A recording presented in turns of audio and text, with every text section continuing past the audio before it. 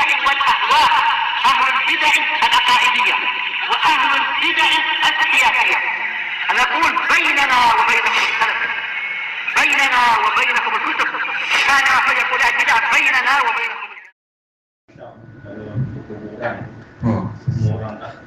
Oh iya, ini ujian iman pada perkara gaib memang, sehingga banyak yang tidak mendapatkan itu. Tapi kita percaya atau tidak berita dari Nabi? Kubur belakang ada kubur. Nah, betul. Dan aku binatang-binatang. Itu cabaran. Mungkin binatang sudah biasa aja dengar gitu. Iya. Binatang-binatang yang di situ mungkin sudah tak kisah. Ayam pun kita tengok biasa, ayam jantan betina, anak-anak main di situ. Mungkin mereka sudah terbiasa dah. Baik. Bismillahirrahmanirrahim.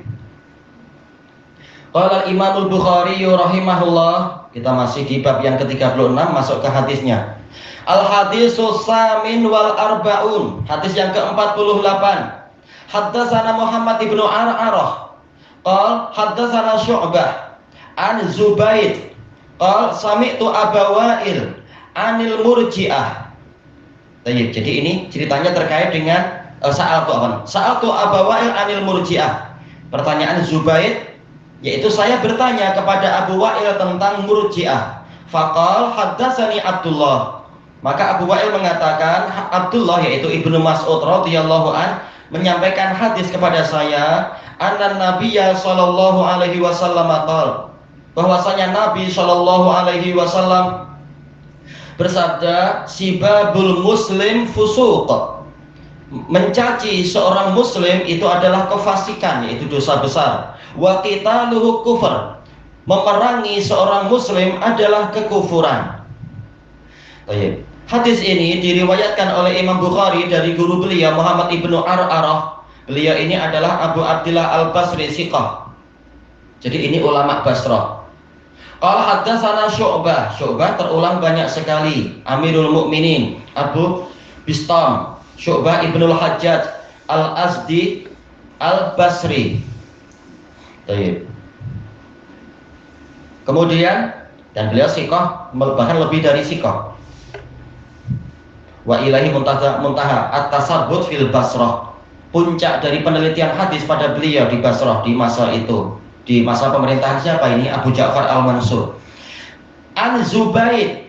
Zubaid ini Abu Abdillah dan Abu Abdurrahman kunyahnya, mungkin terkadang ini terkadang itu. Zubaid ibnul Harith Al-Yami Al-Kufi, siqatun sabtun, dan beliau ini adalah yaitu zahid, warik, yaitu sangat berhati-hati dan seterusnya, ahli ibadah beliau ini. Beliau mengatakan, saya bertanya pada Abu Wa'il tentang Murji'ah. Diriwayatkan oleh Imam Abu Dawud At-Tayalisi di dalam musnad beliau dengan sanad yang lebih tinggi. Langsung beliau mengatakan haddatsana Syu'bah. Terus kemudian mengatakan dari Zubaid, Zubaid mengatakan tatkala fitnah Murji'ah itu sudah muncul, maka saya bertanya kepada Abu Wa'il.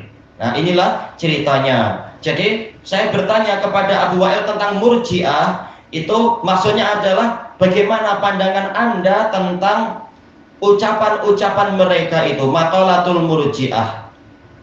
Baik. Abu Wa'il, beliau ini adalah Syaqiq bin Salamah Al-Kufi, siqatun sabtun, imam, termasuk murid terbaik dari Abdullah ibnu Mas'ud. Nah, Abdullah bin Mas'ud ma'ruf, Abu Abdurrahman Abdullah ibnu Mas'ud ibni Ghafil Al-Hudhali, termasuk dari as-sabiqin al-awwalin minal muhajirin. Baik. Dan beliau adalah turjumanul Quran sebelum Ibnu Abbas.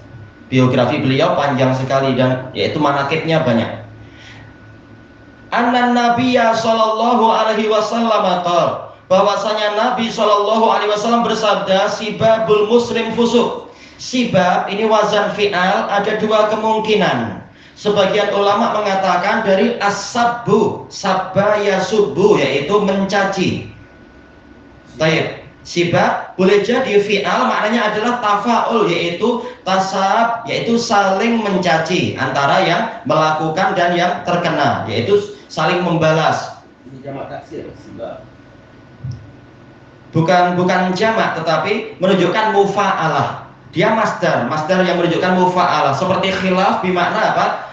Yaitu ikhtilaf, yaitu saling. Adanya musyarakah fil fi'il bainal fa'il wal maf'ul. Kalau di dalam sorofnya itu adanya perserikatan perbuatan antara yang mencaci dan yang dicaci sama-sama gantian. Nah, ini ada dua kemungkinan. Iya, ini saling gaduh. Menuduh tak mati. Iya, betul. Nah, ini Rasulullah mengatakan, dan makna sab itu apa? Dijelaskan oleh Al-Hafidz Ibnu Hajar, demikian pula yang sebelum beliau yaitu Al-Qurtubi, yaitu idharul aib. Intinya adalah menampilkan aib orang lain, memburuk-burukkan. Nah, ini dikatakan sab, cacian, makian. Fusuk, mencaci seorang muslim atau muslim saling mencaci itu adalah fusuk. Fasaqo itu artinya adalah kharaja anit ta'ah, keluar dari ketaatan. Itu secara bahasa. Adapun secara urfus syar'i ini terkait dengan dosa besar. Bukan maksiat biasa, karena dalam Al-Qur'an Allah Ta'ala telah memisahkan antara kefasikan dan maksiat, sebagaimana firman Allah Ta'ala terkait dengan para sahabat, wa karraha ilaikumul kufra wal fusuqa wal isyan. Allah menjadikan kalian membenci kekufuran, kefasikan dan kemaksiatan. Jadi kefasikan ini lebih berat daripada kemaksiatan. Nah, Rasulullah menamakan saling mencaci dengan seorang muslim itu adalah dosa besar. Iya. Wa qitaluhu kufur, memerangi seorang muslim itu adalah kekufuran. Apakah pelakunya itu kafir, yaitu keluar dari Islam? Tentunya tidak demikian. Tetapi apa? Yaitu boleh jadi dikatakan kufur nikmat, karena diberi nikmat, punya saudara seorang muslim, tahu-tahu malah diperangi. Atau kufur di sini maksudnya adalah kafaro, artinya ghatta, menutup, yaitu menutupi kebaikan saudaranya, malah diperangi, maka dikatakan kekufuran. Sekarang pertanyaannya, apa sisi keterkaitan antara pertanyaan Zubayd al-Yami dengan jawaban Abu Wa'il? Zubayd al-Yami bertanya tentang apa pandangan Anda terkait dengan ucapan orang Murji'ah. Tahu-tahu dijawab dengan hadis yang seperti ini. Apa kena-mengena?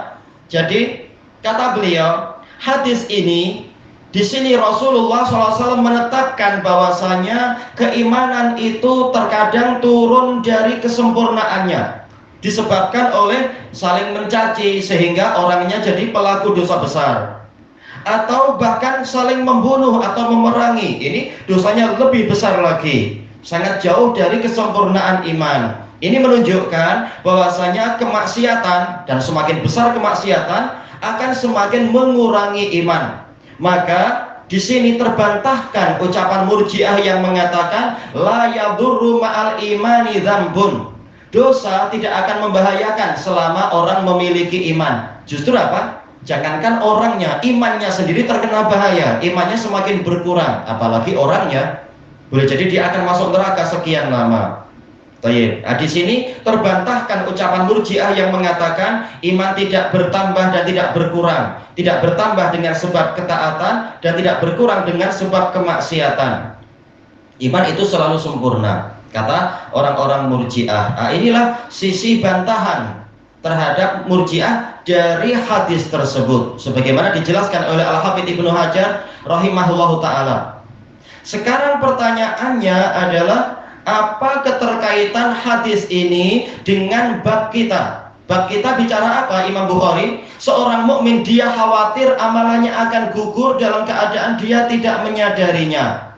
Nah, sekarang dari sisi mana? Yaitu tatkala hadis Ibni Mas'ud radhiyallahu an menjelaskan bahwasanya keimanan itu akan semakin berkurang tatkala kemaksiatannya itu semakin bertambah. Maka seorang mukmin khawatir, jangan-jangan dengan sebab ini suatu saat iman saya akan habis, amalan akan gugur. Gugur dengan sebab apa? Karena kalau rajin maksiat, boleh jadi lama-lama dia akan melakukan kufur akbar. Sebagaimana kata para ulama, al-maksiyah baridul kufur. Kemaksiatan itu adalah pos kekufuran. Maksiat terus menerus, ya lama-lama Baju yang semula putih kalau dikasih noda hitam sikit-sikit mungkin tak mengapa, tapi kalau bertahun-tahun dikasih hitam terus tak dicuci dengan taubat, ya lama-lama hitam juga bajunya. Boleh jadi suatu saat entah berapa puluh tahun betul-betul hitam, habis sudah imannya. Dia khawatir itu. Dari sisi yang lain telah dijelaskan oleh Ibnul Arabi rahimahullah, gugurnya amalan itu terbagi dua. Yang pertama memang gugur dengan sebab suatu dosa. Ada dosa-dosa yang menyebabkan amalan itu gugur, ma'ruf. Mungkin apa? Riya, atau mungkin datang ke bomo, itu sebagian amalan akan gugur. Atau setelah dia bersedekah lalu dia menyakiti hati orang yang diberi sedekah, itu menyebabkan amalan gugur. Atau sebab yang lain, misalkan apa? Yaitu mengeraskan suara melampaui suara Nabi, atau sengaja bicara keras di hadapan Nabi. Nah, ini akan menyebabkan amalan gugur. Demikian pula memakai ra'yu ketika wahyu sudah datang, membantah wahyu dengan ra'yu, ini menyebabkan amalan gugur, kata Ibnul Qayyim. Nah, berarti boleh jadi akan mengalami yang seperti itu. Kalau sudah biasa maksiat, lama-lama dia akan membela maksiatnya itu dengan memakai ra'yu menentang wahyu. Amalan akan gugur. Kemungkinan kedua yang namanya gugurnya amalan itu gugur secara nisbi, yaitu amalan tidak betul-betul gugur, tapi nanti di hari kiamat akan ditimbang. Kalau kebaikannya lebih banyak, dia masuk surga. Kalau keburukannya yang lebih banyak, seakan-akan kebaikannya tak ada, maka dia masuk neraka. Walaupun yang benar amal kebaikannya bukan tidak ada, tetap ada di sisi Allah. Nanti setelah selesai dicuci, dia akan dimasukkan ke dalam surga, diberi derajat sesuai dengan amalan dia yang masih dicatat oleh Allah. Tetapi dari sisi dia masuk neraka, seakan-akan bekal yang dia pupuk selama ini tidak ada gunanya. Bekal yang selama ini dia tumpuk-tumpuk itu. Ini juga dikatakan gugurnya amalan dari suatu sudut pandang. Dari sisi manapun terserah, intinya hadis ini mengingatkan agar seorang mukmin itu selalu waspada. Jangan sampai dengan sebab suatu dosa akhirnya dia jatuh semakin dalam ke dalam, semakin terperosok ke dalam maksiat, ke dalam kekufuran, akhirnya betul-betul amalannya gugur. Dengan sebab itulah hadis ini didatangkan di situ, selain membahas masalah apa? Membantah batilnya akidah orang-orang Murji'ah. Untuk hari ini sampai di sini dulu, belum ada semangat untuk nambah. Ilahuna subhanakallahumma wa bihamdika la ilaha illa anta astaghfiruka wa atubu ilaik. Walhamdulillahirabbil alamin. Jazakumullahu khairan.